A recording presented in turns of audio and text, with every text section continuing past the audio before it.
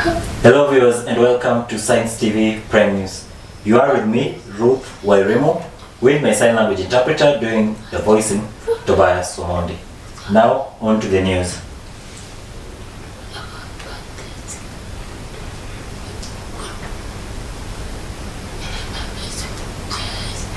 The Court of Appeal has lifted an order barring the implementation of the Social Health Insurance Fund.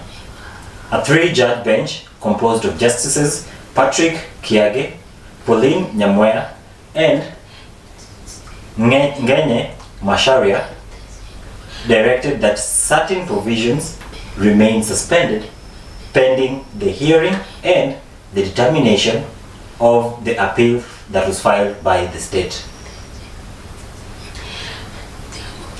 This includes sections 26(5), which makes registration and contribution a precondition for dealing with or accessing public services from the national and the county governments or their entities.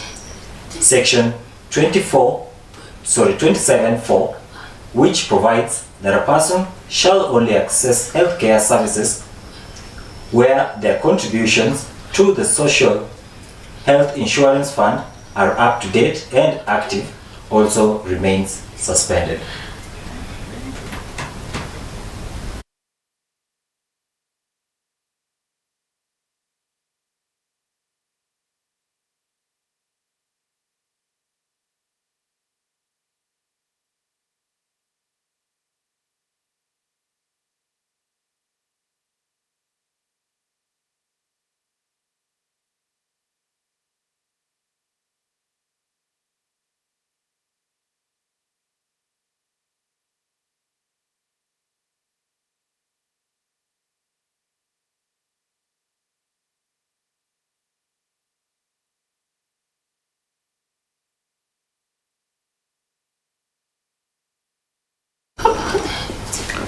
Moving on to other news.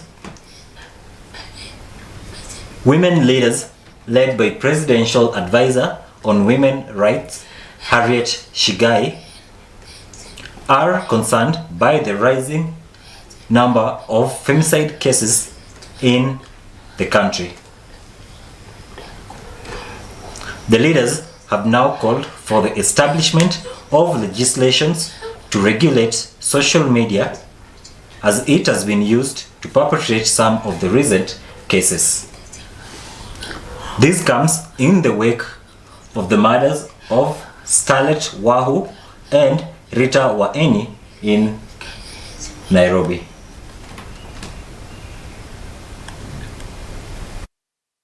As a mother and a leader and as a Kenyan, my heart goes out to the families and friends of these victims. This loss is immeasurable and their pain is our pain. While we mourn, we must also mobilize. These incidents are a stark reminder of the dark side of our technology and the urgent need for us to adapt our safety measures and legal frameworks into this evolving digital landscape. Let us be sensitive to the families that have lost their loved ones. They need our love and compassion and not rebuke. And you can see we need an all hands on deck to ensure that all these matters are brought to book and the perpetrators are actually dealt with.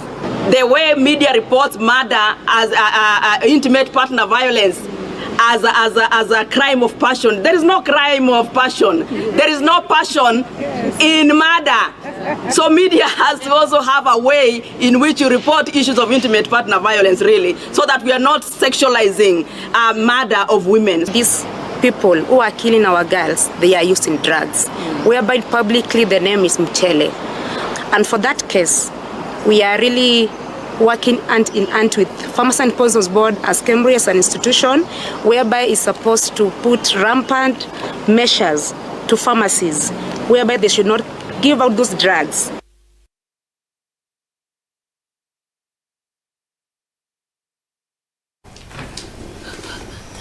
Moving on to other news. The government has released 14.4 billion Kenyan shillings as the second batch to cover scholarships and loans for government-sponsored first-year students in universities under the new higher education funding model. The loans will also cover the second semester for the year 2023-2024 academic year loans for continuing students. In a statement by the Education Cabinet Secretary Ezekiel Mashogu, of the total 10.3 billion Kenya shillings will go towards loans under the Higher Education Loans Board, that's HELB, while 3.98 billion Kenya shillings will be dispersed for scholarships through the University Fund. Gazing at the mindful faces of all these young minds has made me realize the true meaning of the government's bottom-up transformation agenda, which we are all determined to push to success. Before us today, we have young scholars from every sub-county of our country. All our 47 counties are represented here, predominantly by children whose households are at the bottom of the economic pyramid, a true testimony that this program is one of a kind, one that is helping to bridge the inequities in education in our country. I'm therefore extremely excited to be here to officially flag off the 2024 WAIRIMU Scholarship Program.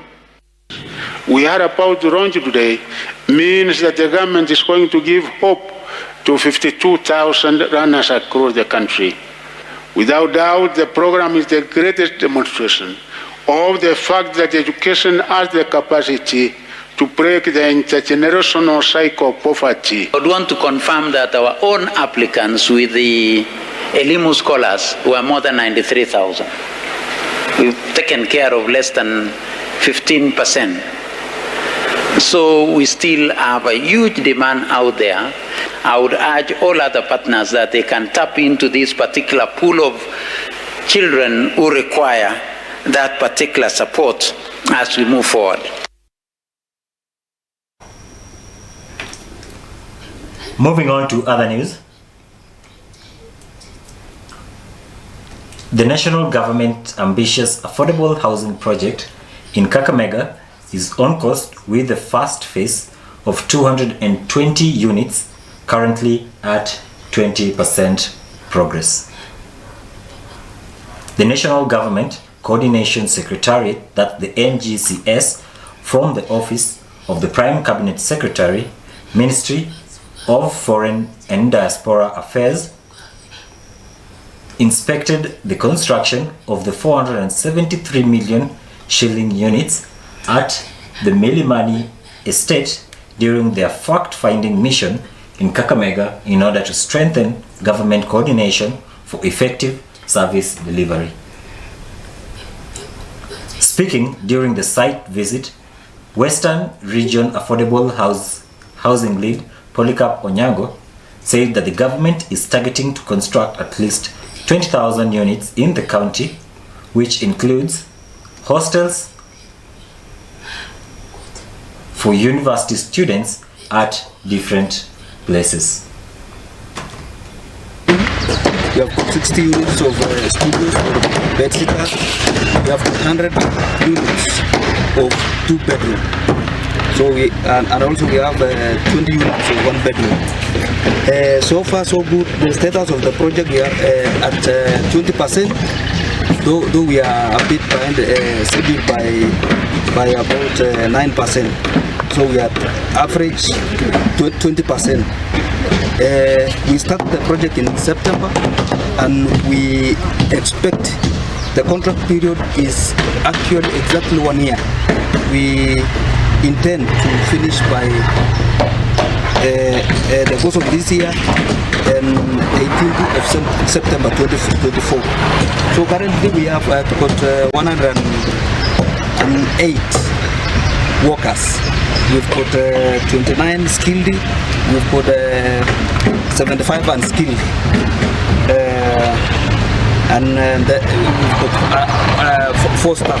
Our target is 20,000 houses.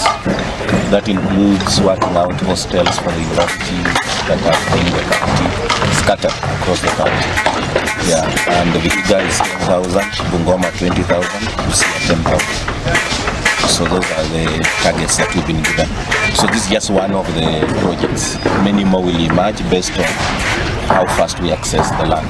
If there are private partners who want to bring land as equity shareholding so that we do it together, we are allowing. So we are just open.